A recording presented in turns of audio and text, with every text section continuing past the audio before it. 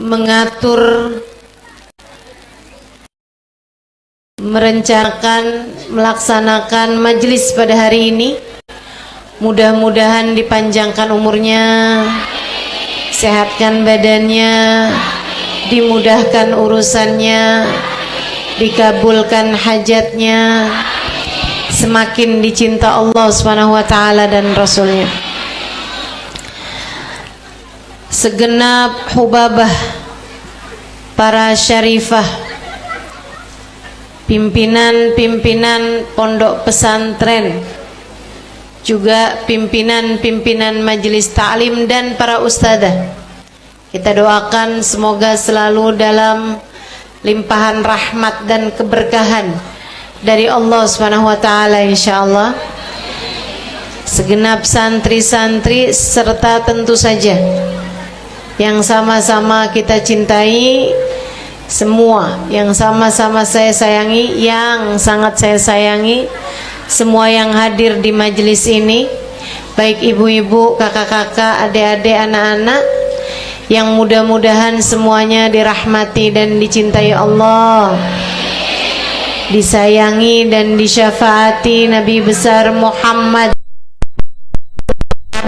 wa ala alihi wasallam insyaallah. Amin ya rabbal alamin. Ramadanku indah, begitu ya temanya ya.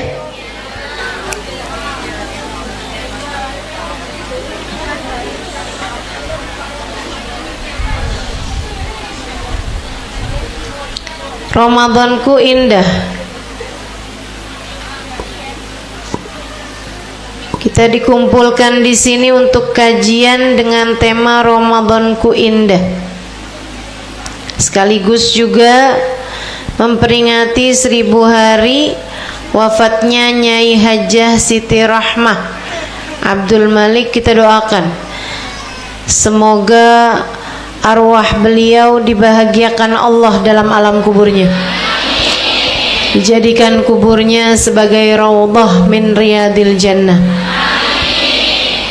Beberapa hari lagi kita akan memasuki bulan suci Ramadan, bulan tempat turunnya hujan rahmat dari Allah Subhanahu wa taala, bulan di mana Allah Subhanahu wa taala banyak memberikan rahmatnya, ampunannya kepada hamba-hambanya di bulan tersebut.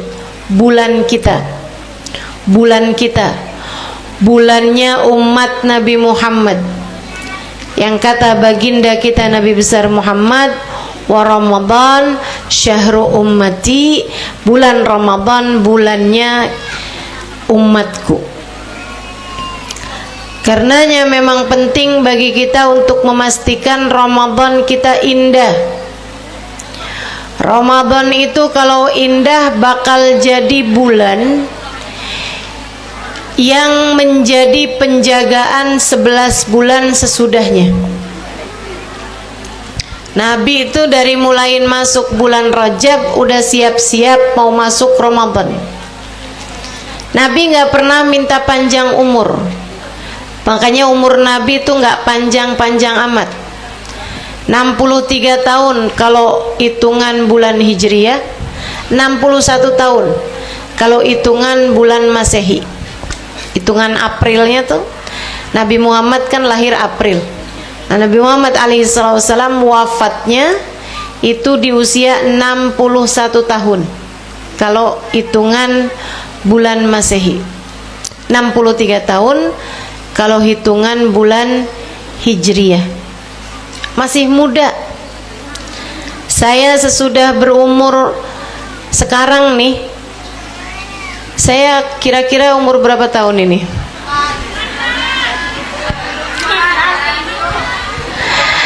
Sesudah saya tahun ini nih berusia 45 tahun, saya jadi tahu bahwa ternyata usia 61 tahun itu sama sekali nggak tua. Karena memang Nabi Muhammad tidak pernah minta panjang umur. Satu-satunya doa yang Nabi Muhammad minta panjang umur setiap kali datang bulan Rajab. Nabi minta umurnya dipanjangkan. Nggak panjang amat sih, hanya sampai ketemu bulan Ramadan. Kata Nabi di bulan Rajab, Allahumma barik lana fi Rajab wa Sya'ban wa balighna Ramadan. Itu doa Nabi. Ya Allah, berkahi kami di bulan Rajab, berkahi kami di bulan Sya'ban, sampaikan umur kami berjumpa dengan bulan Ramadan. Nabi minta sama Allah, "Lau araftum ma fi Ramadan latamannaitum an lawi syuhur kullaha Ramadan." Kata Nabi, andai saja kalian tahu apa yang Allah berikan kepada hamba-hambanya di bulan Ramadan, kalian akan berharap andai sepanjang tahun isinya Ramadan semuanya.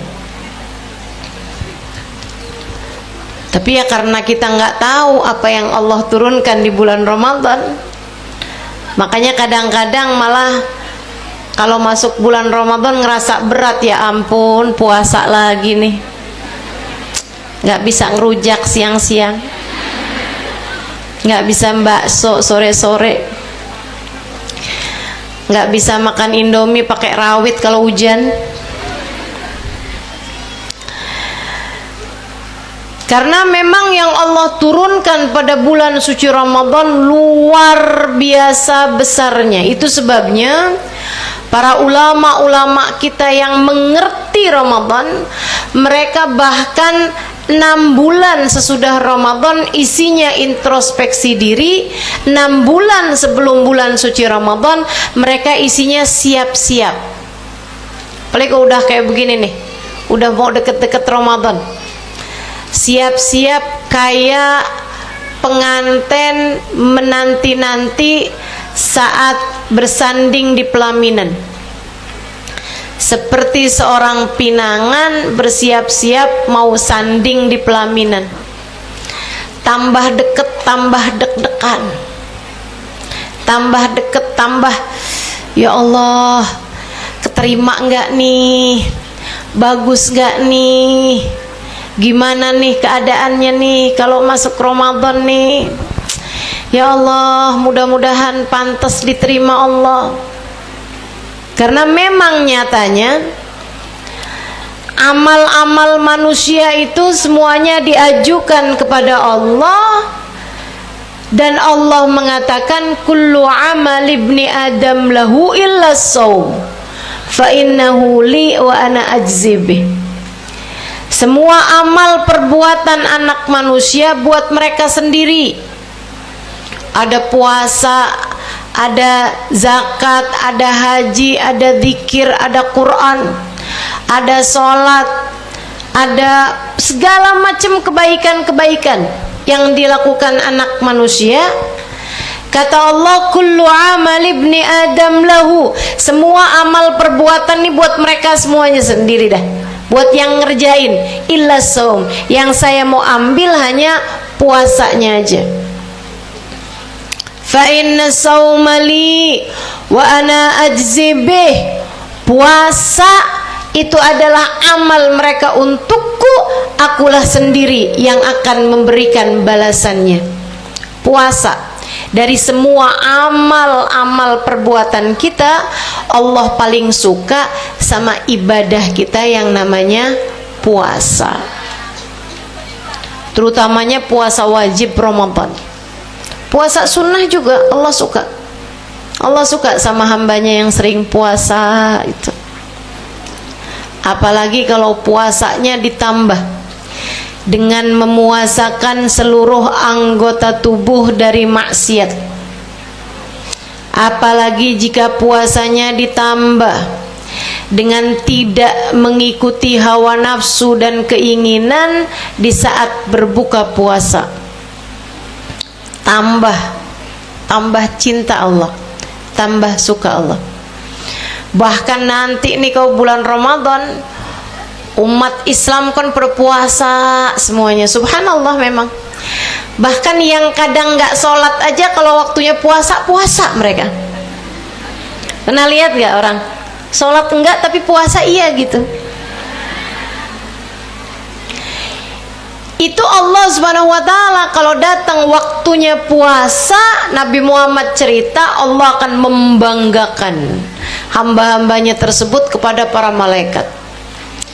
Unduru ya malaikati ila ibadi. Malaikat sini nih, liatin tuh hamba-hambaku tuh. Tuh liatin tuh, pada lemes-lemes. Liatin tuh mukanya tambah pucet-pucet. Taraku ta'amahum wa syahwatahum min ajli. Mereka meninggalkan makannya, mereka meninggalkan minumnya, mereka meninggalkan syahwatnya. Pengantin baru loh itu, tapi nggak mau berhubungan intim di siang hari Ramadan. Liatin tuh hamba-hambaku. Unzuru ila ibadi. Lihatlah hambaku, taraku ta'amahum wa syahwatahum min ajli. Mereka ninggal makan, mereka ninggal syahwat karena aku. Kata Allah Subhanahu wa taala, saksikanlah wahai malaikatku, anni qad ghafartu lahum, aku sudah memberi maaf pada mereka. Dalam riwayat yang lain, taraku ta'amahum wa syahwatahum min ajli fasawmu li wa ana ajzi bih. Puasa mereka untukku, akulah sendiri yang akan memberikan balasannya. Dalam riwayat yang lain, Allah Subhanahu wa taala menyampaikan, fahum indi ka ba'dikum.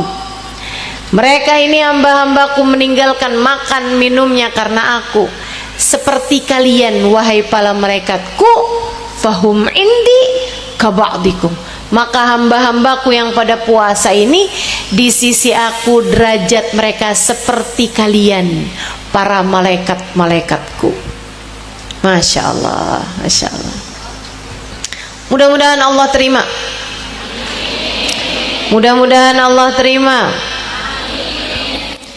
Bicara puasa sebagai amal yang mendekatkan seorang hamba kepada Allah Subhanahu wa taala, saya ingat satu kisah yang dikisahkan guru saya, Sayyidil Habib Umar bin Hafid.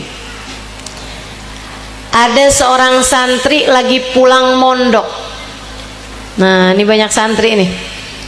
Ada ceritanya seorang santri laki-laki lagi pulang mondok, tapi pulang yang kali ini emang beneran pulang, nggak mau balik lagi mondok gitu. Jadi dia bawa tuh semua kitab-kitabnya didus-dus.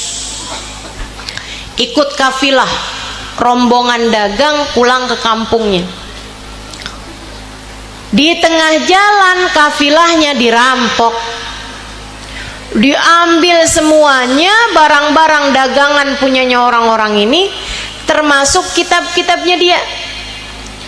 Akhirnya dia bilang tuh sama yang ngerampok, dia bilang, Pak, itu isinya kitab huruf gundul. Kalian juga nggak bisa baca, dijual juga nggak laku, udah penuh dengan coretan-coretan. Balikin aja lah, daripada nggak manfaat buat kalian juga. Itu ya, huruf gundul dikasih afsahan, kan orang juga nggak ngerti juga. Adik-adik yang pernah mondok nih pasti tahu rasanya lagi ngafsahin kitab terus ketiduran. Betul ya? Waktunya kita baca lagi nggak ngerti ini apa maksudnya, karena pas lagi ngertiin kitabnya ngantuk. Gurunya ngomong apa, dinulisnya apa. Kok Ustazah tahu? Kerjaan saya begitu dulu.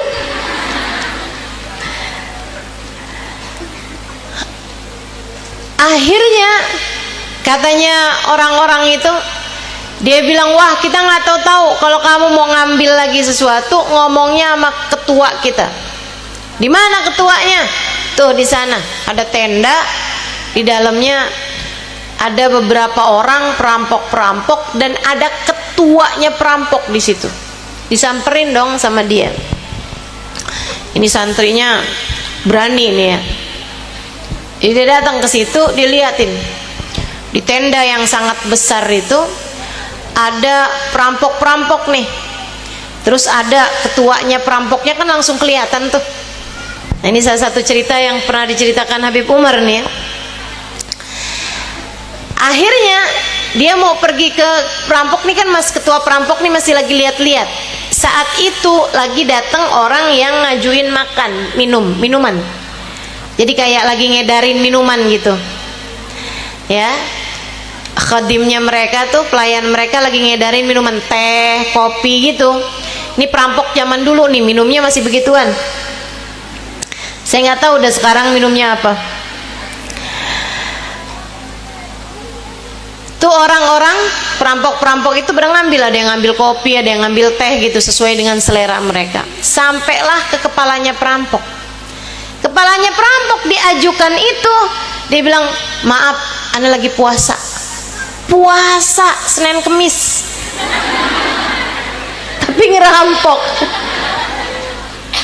Ini konsepnya gimana nih? Si santri ini mikir udah puasa.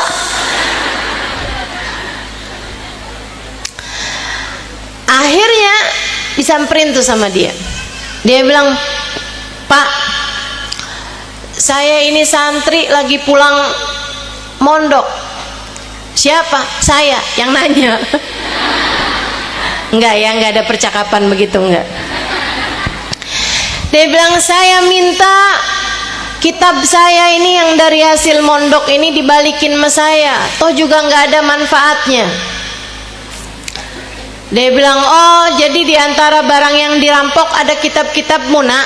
Iya, balikin sama saya biar saya bisa ngulangin pelajaran-pelajaran kalau saya di rumah nanti untuk saya ajarkan lagi.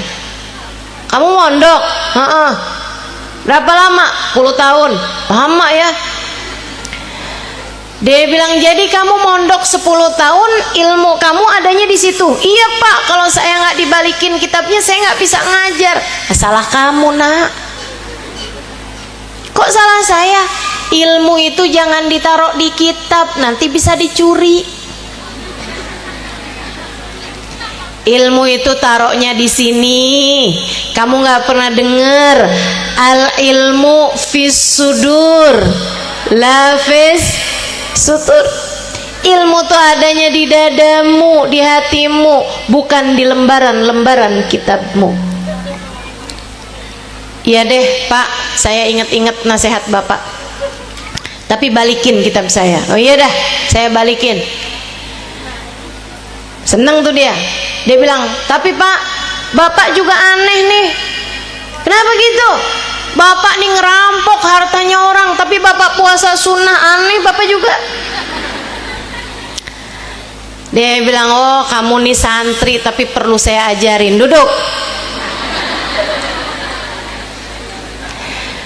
Kamu tahu nggak, semua ibadah manusia itu dek tali menyampaikan hamba kepada Allah.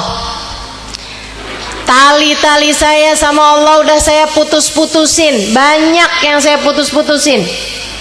Saya disuruh bikin baik sama orang, malah saya rampok hartanya orang.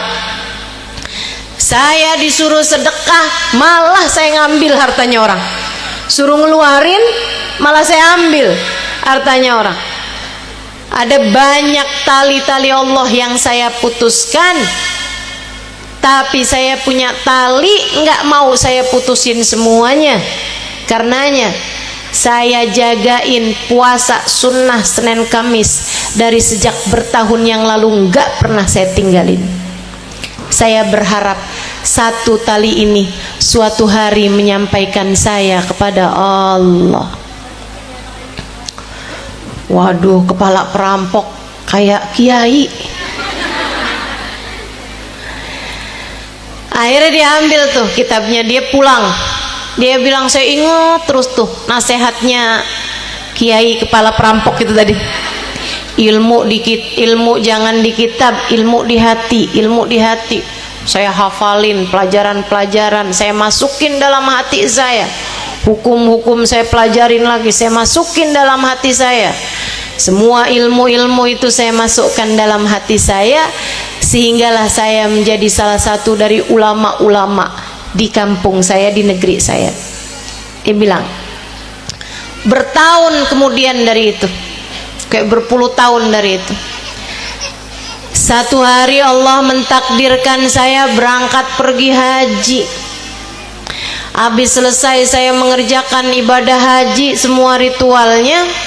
Satu hari saya lagi ada di Masjidil Haram. Saya sedang berusaha untuk mencium Hajar Aswad. Saya sedang berdoa di astar Ka'bah, lagi khusyuk-khusyuknya doa. Saya lihat sebelah saya ada yang lagi iltasak, lagi nempelin dadanya ke Ka'bah.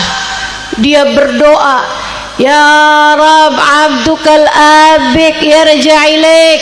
Ya Allah, hambamu yang dari kemarinan kabur sekarang kembali kepadamu ya Allah. Ampunin semua dosa ya Allah, terimalah hamba ya Allah. Dia bilang, saya dengar suaranya kok kayak kenal. Saya liatin, lah dia orangnya, kepala perampok. Habis selesai dia doa, saya liatin, Pak, Bapak yang dulu ngerampok itu kan? Dia bilang, ah, kamu yang dulu santri ilmunya di kitab itu kan? Dia bilang, iya Pak, saya selalu ingat nasihat Bapak bahwa ilmu jangan ditaruh di kitab. Saya sekarang udah taruh semua ilmu saya dalam hati saya. Dia bilang, anak, dan liatin tali saya yang saya jaga dari dulu itu, tali puasa Senin Kemis, tali puasa sunnah, sekarang sudah menyampaikan saya kepada Allah Subhanahu wa Ta'ala. Saya udah taubat dari pekerjaan saya dulu. Saya udah minta maaf sama orang-orang yang pernah saya rampok. Lucu juga ya, datengin rumah orang, saya yang dulu ngerampok Bapak, maaf ya, ini Pak ada sedikit hadiah buat Bapak. Lucu juga bayanginnya. Dia bilang, saya sudah bertaubat, saya sudah berusaha untuk minta halal dari orang-orang yang pernah saya rampok dulu, yang saya tahu. Selebihnya, karena orang kan kalau ngerampok pasti belum niat taubat. Kalau ngerampok udah niat taubat kan rada repot juga. Dirampok kemudian jangan lupa ya dokumentasi barang-barang yang pernah kita rampok apa aja, tulisin namanya. Orang mau ngerampok, alamat Bapak berapa? Bu, gelangnya Bu, tapi tinggalin alamat ya Bu. Kali-kali saya taubat, saya ngerti mau balikinnya kemana. Dia bilang, saya sudah bertaubat dari pekerjaan saya merampok dulu. Saya sudah meminta maaf kepada orang-orang yang pernah saya zalimi. Dia bilang, dan sekarang tali itu kini telah menyampaikan saya kepada Allah. Tali puasa. Tapi ya bukan berarti kita sekarang jadi perampok aja gitu, enggak. Saya cuma lagi mau ngasih tahu bahwa puasa kita nih yang akan datang nih, puasa Ramadan adalah salah satu dari tali-tali kuat yang bisa menyambungkan kita kepada Allah. Kalau benar puasa Ramadannya, kalau bagus puasa Ramadanmu, kalau indah puasa Ramadanmu, sangat berkemungkinan tidak keluar dari bulan Ramadan kecuali sesudah namamu tertulis di pintu-pintu surga. Tidak keluar dari bulan Ramadan kecuali sesudah namamu berada dalam barisan umat yang akan bersama dengan Nabi besar Muhammad. Tidak keluar dari bulan Ramadan kecuali setelah ditetapkan bahwasanya kamu akan masuk ke dalam surga Allah tanpa hisab, tanpa azab, tanpa itab, birahmatika ya arhamar rahimin, amin ya rabbal alamin. Guru saya Al Habib Umar bin Hafid menceritakan, ada banyak hamba-hambanya Allah ketika masuk bulan Ramadan namanya masih tertulis di pintu-pintu neraka. Fulan bin Fulan la budda an yadkhul min babi hadha. Fulan bin Fulan harus masuk neraka lewat pintu ini.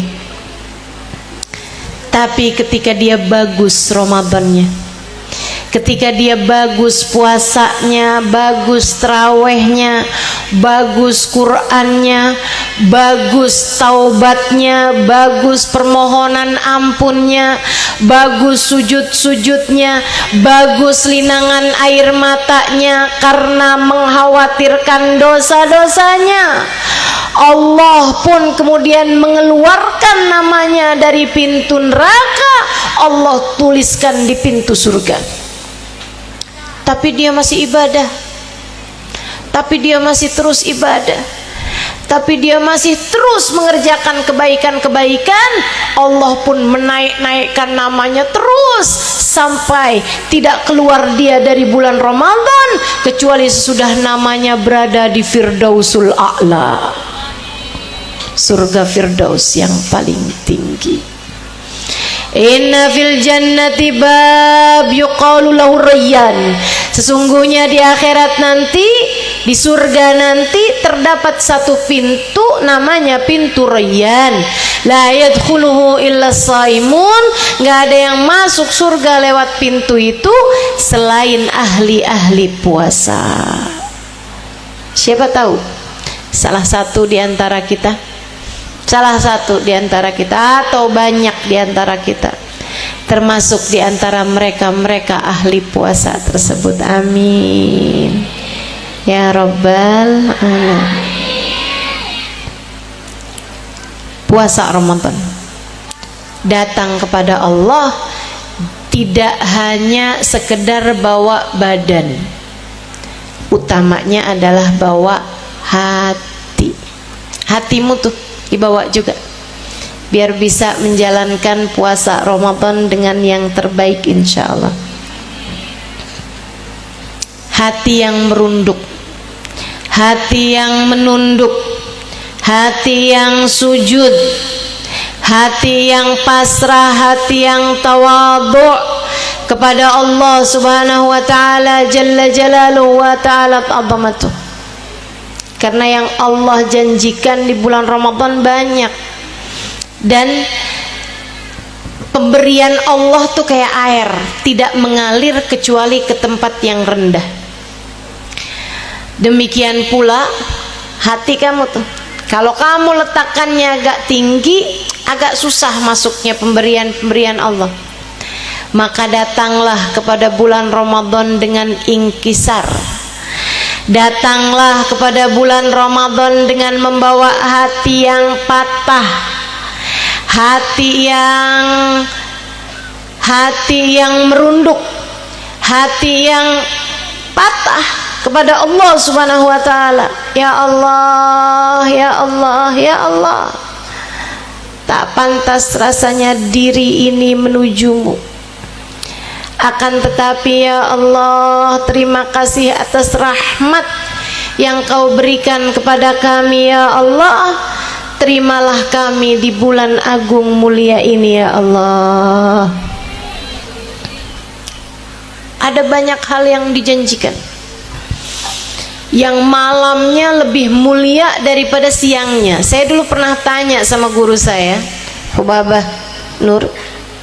Saya bilang, Hubabah, hari-hari biasa aja kita sayang-sayang kalau melewatkan waktu antara maghrib dan isya buat pekerjaan mubah, buat makan.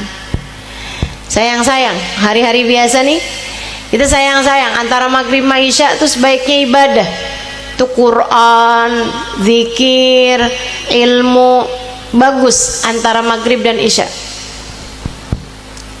Sayang kalau dilewatkan untuk makan. Sampai pernah ada seorang murid nanya sama gurunya, ya Syekh, saya nih bingung nih, kalau saya puasa antara maghrib sama isya saya makan, saya nggak bisa memuliakan waktu antara maghrib dan isya buat ibadah. Mana yang harus saya pilih? Ihya ma bainal isya'ain, menghidupkan waktu antara maghrib isya dengan ibadah, atau saya puasa? Sebab kalau saya puasa, saya waktunya maghrib sama isya makan. Kalau saya nggak puasa baru bisa baca zikir, baca ratib, baca Quran gitu. Katanya syekhnya ijma' bainahuma, kumpulin dua-duanya, kamu puasa juga malamnya maghrib maisya kamu hidupkan. Saya nggak bisa, saya lapar, saya maghrib maisyanya pasti saya pakai buat makan dah. Apa yang harus saya pilih? Kata syekhnya, kalau kamu nggak bisa milih keduanya, fatruki som wa ahyi fima bainal maghrib wal isya. Tinggalkan puasa sunnahmu, hidupkan waktu antara maghrib dan isya. Dari mulianya waktu antara maghrib dan isya. Mudah-mudahan Allah karuniakan kita kemampuan menghormati waktu antara maghrib dan isya. Saya nanya sama guru saya, Baba, di hari biasa aja waktu maghrib sama isya itu mulia sehingga nggak pas kalau dipakai buat makan gitu. Ini di bulan Ramadan, bulan paling mulia, malah antara maghrib sama isyanya kita makan. Karena kan habisnya itu datang waktu isya, kita siap-siap sholat isya, sholat taraweh, sholat witir panjang tuh, apalagi di tarim. Belum jam 11 belum selesai tuh. Habis itu jam 11 ada majelis pula, panjang. Biasanya kami pulang sekitar setengah 1, setengah 2 gitu. Habisnya itu biasanya pada baca Quran, nungguin waktunya sahur. Teman-teman sekalian saya muliakan, ini saya tanya sama Baba, apa nggak sayang-sayang antara maghrib sama isya malah kepake buat makan justru di bulan mulia Ramadan semacam ini? Baba bilang, enggak Halimah, enggak. Kenapa gitu Baba? Karena di bulan Ramadan dari awal maghrib sampai subuh semuanya mulia. Di bulan Ramadan waktu malamnya semua mulia dari awal maghrib sampai subuhnya. Jadi nggak ada beda antara kamu mau makan antara maghrib sama isya atau kamu makan habis taraweh, nggak ada bedanya. Jadi yang ini kita pakai buat makan, nah yang lain-lainnya juga kita pakai buat ibadah. Makannya juga berniat atau bernilai ibadah karena niat kita adalah untuk melaksanakan ibadah buka puasa. Jadi mulia yang luar biasa bulan suci Ramadan. Dari awal malamnya namanya Lailat Nadrah. Saya sangat tertarik sekali dengan malam pertama Ramadan ini teman-teman. Jadi selain malam pertamanya pengantin baru, ada malam pertama yang gak kalah serunya. Ada malam pertama yang gak kalah menegangkannya bagi saya, yaitu malam pertama bulan suci Ramadan. Kenapa gitu? Sebab Nabi Muhammad menamakannya sebagai malam nadrah. Katanya Nabi Muhammad alaihi salatu wassalam, "Idza jaa awwalu lailatin min Ramadan." Apabila datang malam pertama bulan suci Ramadan, Allah akan memandang hamba-hambanya dengan pandangan penuh rahmat. Diliatin kita sama Allah, tapi nggak asal diliatin dan disayangin. Bukan semua tentu saja. Siapa? Ya yang pantas. Kalau diliatin lagi tidur lagi. Kalau diliatin lagi nonton TV lagi. Kalau diliatin lagi scroll TikTok lagi. Kalau diliatin lagi ngeliatin mau belanja beli kerudung 1-2 hari nggak kelar. Ada tuh. Mau beli kerudungan 1 aja Shopee, segala toko dilihat sama dia. Kalau dilihat sama Allah keadaanmu seperti itu, tentu sangat tidak layak untuk dipandang dengan pandangan penuh cinta. Jangankan Allah teman-teman, jangankan Allah, suami kamu aja sebel ngelihat kamu bolak-balik TikTok mulu. Betul nggak? Pegang HP nggak selesai. Suaminya bilang HP terus.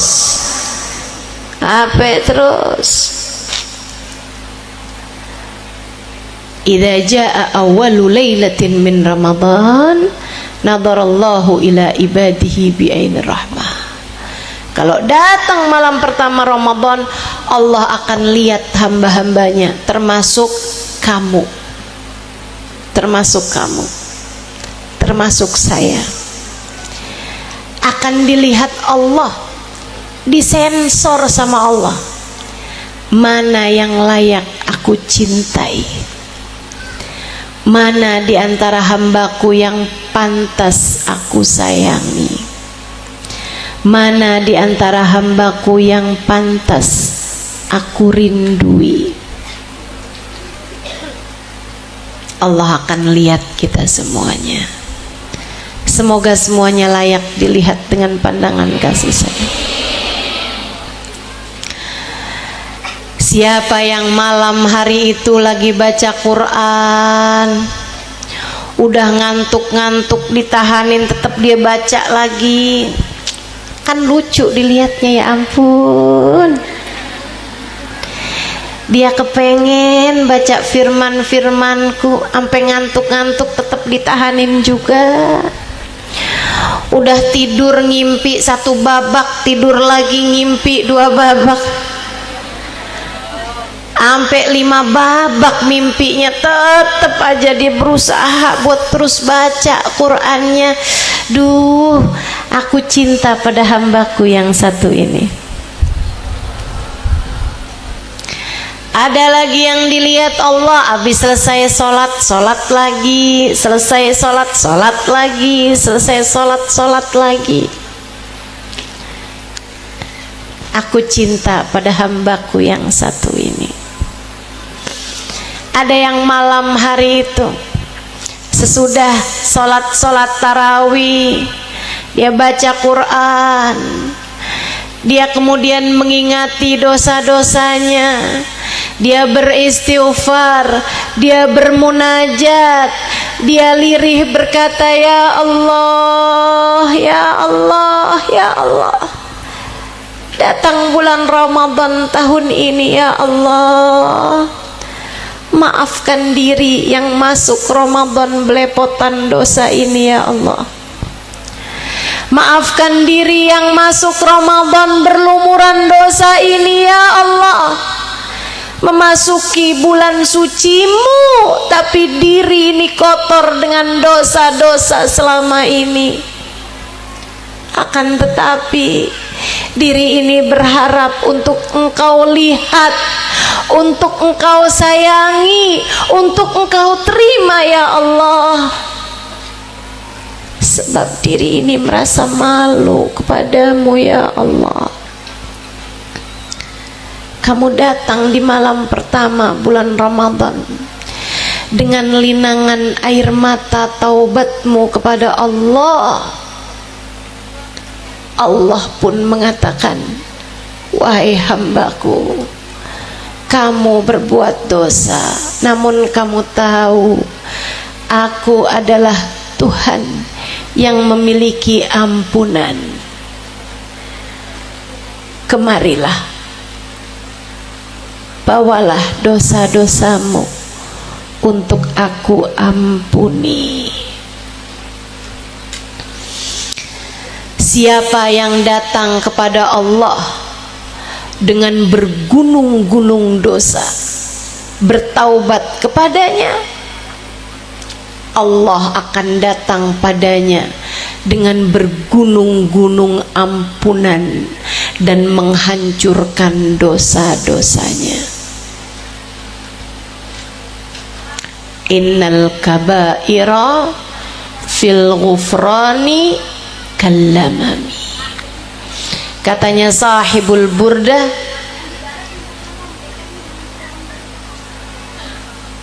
katanya sahibul burdah, wahai diri, jangan putus asa meskipun dosa-dosamu besar. Innal kabaira fil ghufrani kallamami. Karena dosa seorang hamba sebesar apapun, jika Allah lemparkan ke dalam lautan ampunannya, ia hanyalah buih dalam samudra ampunan Allah. Buat saya malam pertama Ramadan adalah malam yang sangat menegangkan. Sebab Allah sedang akan mencari-cari hambanya melihatnya dan memilih siapa di antara kita yang layak untuk dia cinta. Tegang gak sih? Kita tuh kalau misalnya gitu, guru kita mau ngasih hadiah, terus dilihatnya kita satu. Pokoknya ya, ini siapa yang hati saya seneng, hati saya jatuh cinta gitu sama dia, saya akan liatin kalian semua dalam setengah jam ini. Siapa nanti yang hati saya seneng sama dia, cocok sama dia, pas sama dia, saya akan kasih hadiah. Nih, ada cek senilai 10 juta rupiah misal. Oh, kamu langsung.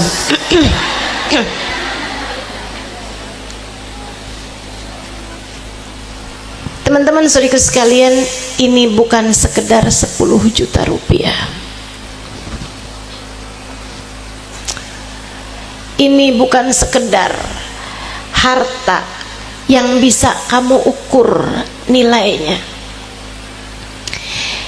Ini bukan sekedar materi duniawi, hadiah-hadiah fana, kesenangan-kesenangan yang bisa hilang. Ini adalah tentang cinta Allah kepada hambanya. Ini adalah tentang kasih sayang Allah yang luas tak terbatas. Ini adalah tentang samudra cinta Allah subhanahu wa ta'ala yang tak bertepi. Sebab Nabi Muhammad melanjutkan, wa man nadarallahu ilaihi bi ainir rahmah lam yu'adzibhu abada. Siapa yang malam pertama Ramadan dilihat Allah dengan pandangan cintanya, Allah tak akan pernah tega untuk menyengsarakan dia di seluruh hidupnya, dunia maupun akhiratnya. Allah tak akan pernah tega menyengsarakan dia selama-lamanya. Selama-lamanya Allah tak akan pernah sengsarakan hamba tersebut. Kita hanya perlu satu malam, teman-teman, untuk Allah pandang kita dengan pandangan kasih sayang, kemudian dirahmatinya dirimu, kemudian diangkatnya dirimu, kemudian dicintainya dirimu, kemudian diangkatnya namamu dari pintu neraka, kemudian ditetapkannya dirimu sebagai ahli surga. Meskipun banyak dosa-dosa saya ya Allah, iya. Meskipun banyak aib-aib saya ya Allah, iya. Meskipun hati saya belum terjaga ya Allah, iya. Siapapun saja hamba Allah beriman, siapapun saja di antara kita, meski seperti apapun keadaan-keadaan kita, jika kita datang di malam pertama Ramadan, kemudian kita datang kepadanya dengan membawa hati yang patah, hati yang kembali kepadanya, hati yang menginginkan dia lebih daripada apapun, hati yang berharap kepada Allah lebih dari harapan kita terhadap apapun, hati yang takut kepada Allah lebih daripada ketakutan kita kepada apapun. Allah akan menarikmu kepadanya, kemudian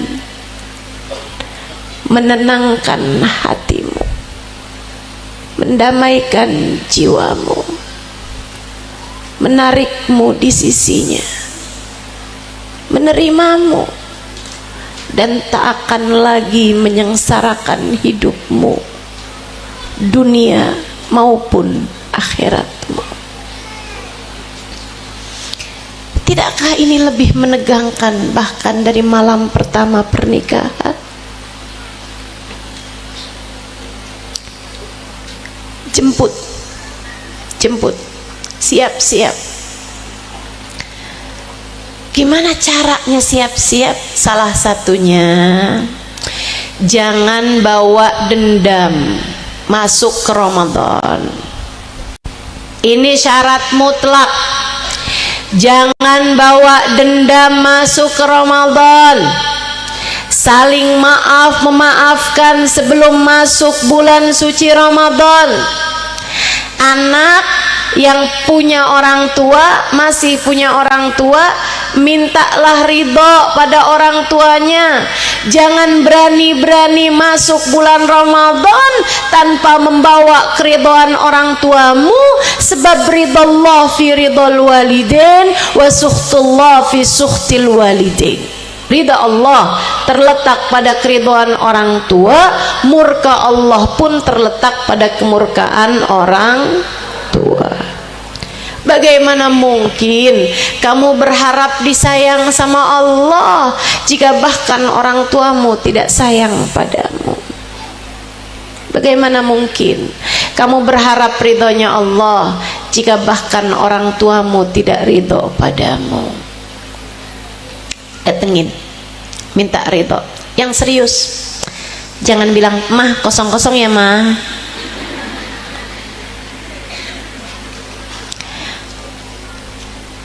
Bapak kan juga punya salah sama saya, Pak.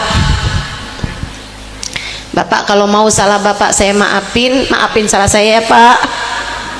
Nggak gitu caranya minta maaf. Nggak gitu caranya minta maaf.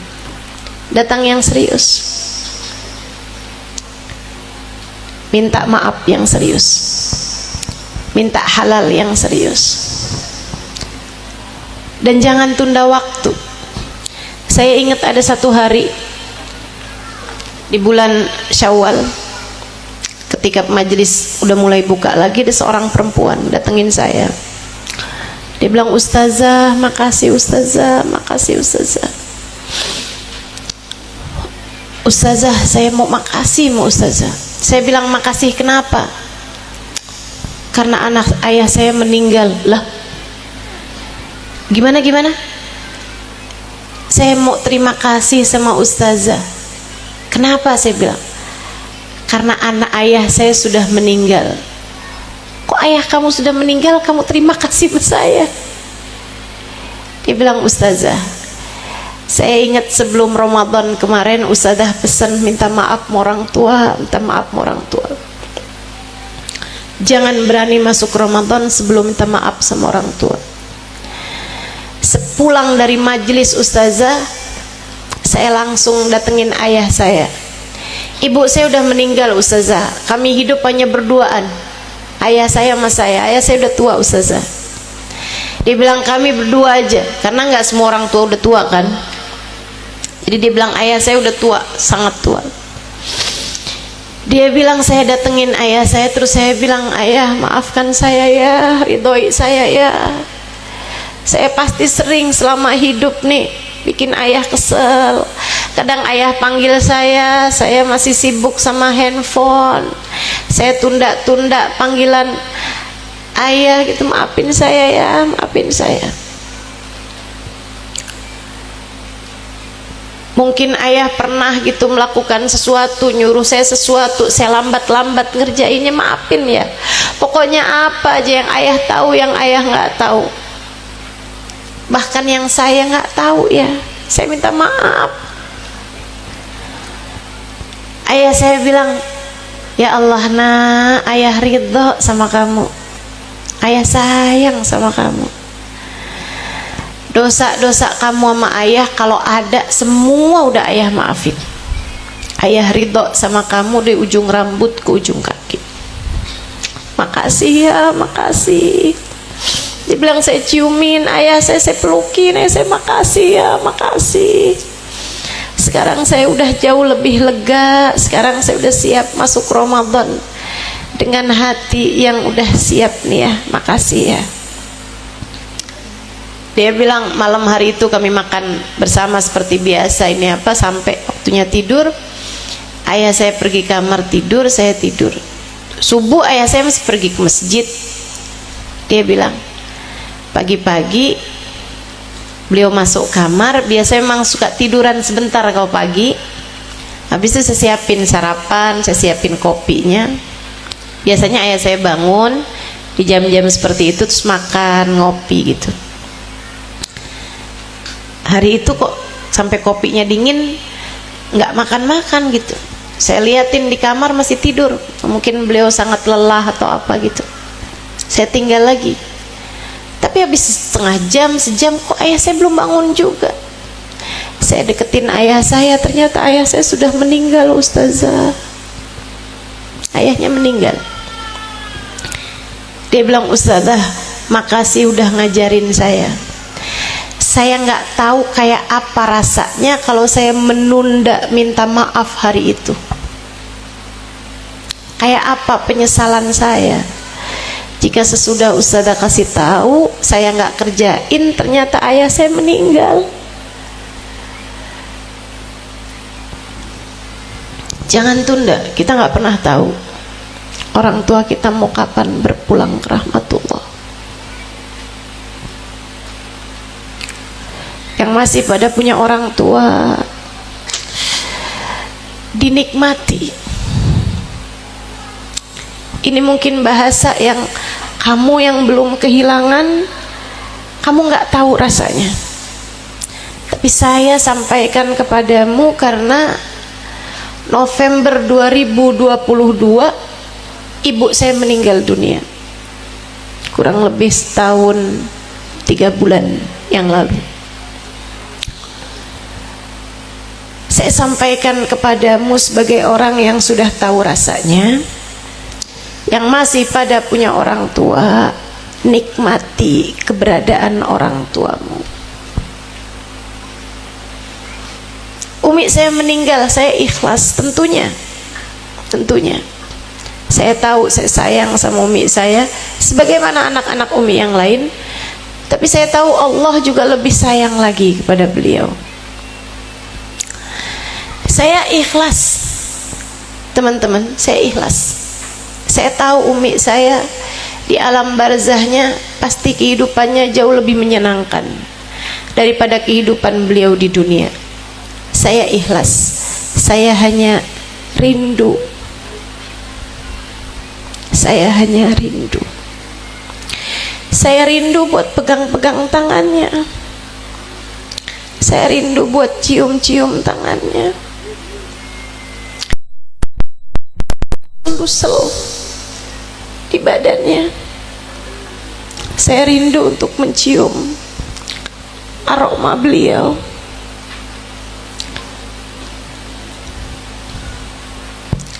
Saya rindu untuk mendengarnya tertawa, mendengarnya bertanya, apa kabar nak, apa kabar Im. Dan betapa hal-hal kecil seperti itu ternyata begitu berat.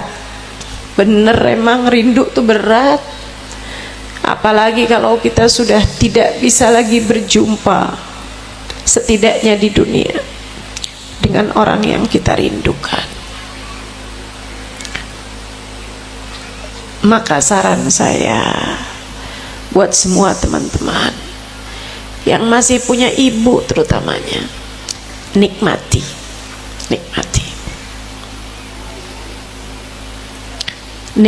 keberadaan ibumu. Minta maaf, minta ridho nih sebelum masuk bulan puasa. Minta halal, minta ridho. Mudah-mudahan semua tidak terhalang dari rahmat Allah di bulan Ramadan. Yang ada suami, minta ridho sama suaminya. Ustazah, gimana kalau minta ridhonya deket-deket Ramadan aja Ustazah? Kayak sehari sebelum Ramadan gitu. Kenapa gitu? Kalau dari sekarang susah jagainnya Ustazah. ntar besok-besok juga bertengkar lagi. Ya dari sekarang aja, nanti kalau bikin salah minta maaf lagi gitu aja enak. Ya bagaimanapun suami kita adalah kunci surga bagi kita. Kata Nabi Muhammad, bukan kata saya, kata Nabi Muhammad, fanduri ilaih fa innama huwa jannatuki wa naruki. Perhatikan betul bagaimana perlakuanmu kepada suamimu, sebab suamimu adalah jalan surga bagimu ketika kamu menghargainya, menghormatinya, memuliakan dia, dan dia adalah jalan neraka bagimu ketika kamu menyia-nyiakan dia, ngomel mulu sama suami, nuntut hal-hal yang dia nggak kuat, ya kan, minta duit mulu sama suami. Ada nih orang-orangnya nih, sama suami minta duit mulu. Betul begitu? Oh, yang di sana rupanya. Khair, semoga semua istri di sini jadi istri yang solehah. Istri yang nanti di akhirat boleh masuk dari pintu surga manapun yang Allah izinkan. Yang dia mau, insyaallah. Amin. Ya rabbal alamin. Terus belum masuk bulan puasa minta halal sama suaminya, minta ridho sama suaminya juga. Dan jangan sampai kita masuk bulan suci Ramadan dalam keadaan qati'ur rahim, memutuskan hubungan dengan kerabat. Silaturahim itu dengan kerabat ya. Yang dimaksud dengan kerabat adalah orang-orang yang wudhu kamu nggak batal kalau bersentuhan kulit dengan dia. Abangmu, adekmu, kakakmu, laki-laki ataupun perempuan tuh rahimmu, kerabatmu. Jangan sampai putus hubungan gara-gara urusan warisan. Udah enggak lagi saling sapa, enggak lagi mau ketemuan, gara-gara rebutan warisan 3 tahun enggak saling sapa menyapa. Ini namanya memutuskan hubungan silaturahim. Silaturahim itu dengan kakak adik, dengan ponakan, dan juga dengan paman bibi. Itu nggak boleh putus hubungan, harus terus tersambung. Ya, nggak boleh nggak nyapaan gitu. Orang-orang lain diundang tapi saudara sendiri, kakak adik sendiri nggak diundang, paman bibi nggak diundang, padahal dibikin hajat. Itu nggak boleh kayak gitu. Itu namanya orang memutuskan hubungan dengan rahimnya, dengan kerabatnya. Kemudian yang juga dilarang, kata Nabi Muhammad, arba' mahrum bin rahmat Ramadan, 4 kelompok orang terhalang dari rahmatnya Allah di bulan Ramadan. Kita udah bahas sebagiannya. Yang pertama, mudminul khamr, pecandu minuman keras, pecandu narkoba, narkotika. Itu nggak bisa selagi mereka belum taubat dan meninggalkan pekerjaan haram tersebut. Mahma samogam, mahma amilu ma'amilu, mau ngerjain apa aja, ibadah kayak apa aja di bulan Ramadan, pintu rahmatnya Allah tertutup dari mereka. Nggak bisa. Kita hanya bisa berdoa. Saya sih yakin kalau perempuan-perempuan di sini nggak modelan mabokan dah ini. Palingan maboknya mabok duit. Palingan maboknya mabok karena ngidam gitu kan, mabok mual-mual.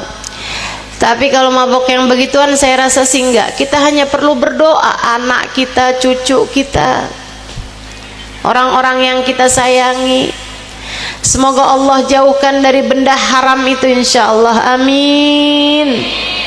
Semoga Allah lindungi kita dan seluruh keluarga kita, anak keturunan kita dari semua yang diharamkan Allah Subhanahu wa taala jalla jalaluhu wa ta'ala azamatu. Amin ya rabbal alamin. Amin ya rabbal alamin. Kita doakan buat semua orang-orang yang kita sayangi. Kita doakan buat anak-anak orang-orang yang kita sayangi, anak-anaknya semuanya dijaga Allah Subhanahu wa taala. Amin. Aklil walidin, 4 kelompok orang ini. Yang kedua, anak durhaka orang tua. Yang ketiga, qati'ur rahim, yang memutuskan hubungan dengan kerabatnya tadi itu. Dan yang keempat, alladzi bainahu wa baina akhihil mu'min syahna, orang yang di hatinya terdapat kebencian dengan salah satu dari hamba Allah Subhanahu wa taala yang beriman. Kayak saran saya, jangan bawa dendam masuk bulan Ramadan. Gugurkan dari sejak sekarang. Penting bagimu untuk memaafkan salah orang, apapun aja salahnya, apapun aja salahnya, sebelum masuk bulan Ramadan. Ya Allah, saksikan saya sudah memaafkan dia. Kalau kamu masih simpen dendam, kamu bilang enak aja, dia udah nyakitin saya segitunya, saya mau maafin gitu aja sama dia, nggak akan. Misalnya, saudariku sekalian yang saya muliakan, yang rugi kalau kamu nggak maafin bukan dia, tapi lebih ke kamu. Kenapa gitu? Sebab orang yang di hatinya masih terdapat dendam, belum dimaafkan, satu orang aja. Kalau kamu berpuasa, kalau kamu sholat, kalau kamu baca Quran, kalau kamu sedekah, ibadah kamu tidak terangkat satu jengkal pun dari atas kepala kamu dengan penyaksian baginda Nabi besar Muhammad sallallahu alaihi wasallam. Nabi Muhammad bilang, salasatun la turfa salatuhum fawqa ruhusim shibra. 3 kelompok orang ini sholatnya nggak akan keangkat. Demikian pula ibadah-ibadah yang lain, satu jengkal pun dari atas kepalanya. Man amma qauman wa hum lahu karihun, orang yang jadi pemimpin satu kaum sementara rakyatnya benci kepada dia. Kemudian yang keduanya, imra'atun batat wa zawjuha 'alaiha sakhit, istri yang sedang tidak diridhoi oleh suaminya. Selama suaminya nggak ridho, selama itu pula sholatnya nggak diterima, selama itu pula puasanya nggak diterima. Dan yang ketiga, kata Nabi Muhammad, alladzi bainahu wa baina akhihil mu'min syahna, orang yang di hatinya terdapat dendam dengan salah satu saja dari hamba Allah Subhanahu wa taala yang beriman. Kamu membiarkan dendam itu berpuluh tahun, artinya berpuluh tahun sholatmu tidak diterima oleh Allah. Artinya berpuluh Ramadanmu tidak diterima oleh Allah. Jika Ramadanmu ditolak Allah, Ramadan yang mana yang akan kamu bawa untuk menghadap Allah Subhanahu wa taala? Yang kamu nggak mau maafin itu nggak sebegitu pentingnya untuk menghalangkan Ramadanmu diterima sama Allah. Kamu benci kan sama dia? Kalau kamu benci sama dia, jangan hargai segitu tingginya sampai bisa menghalangkan sholatmu diterima, sampai bisa menghalangkan Ramadanmu diterima. Kalau nggak suka sama dia, maafin, lupakan, keluarkan dia dari kehidupanmu, maafin, nggak usah kamu ingat terus-terusan. Lupakan, dia nggak penting, nggak cocok buat jadi penghalang Ramadanmu diterima sama Allah. Maafkan, bukan karena kesian sama dia, bukan, kesian sama kamu. Maafin. Dia ngerebut suami saya, maafin.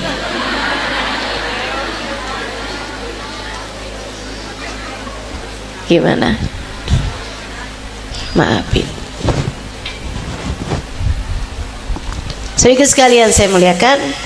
Nah, kalau kamu udah siap nih, semuanya sudah kamu laksanakan, tidak menjadi salah satu dari 4 kelompok orang ini, maka yuk masuklah kepada bulan Ramadan. Puasanya biar bagus, tarawehnya biar bagus, Qurannya jangan ditinggal, doa-doanya terus kamu panjatkan, istighfar kamu terus kamu laksanakan, gitu kan?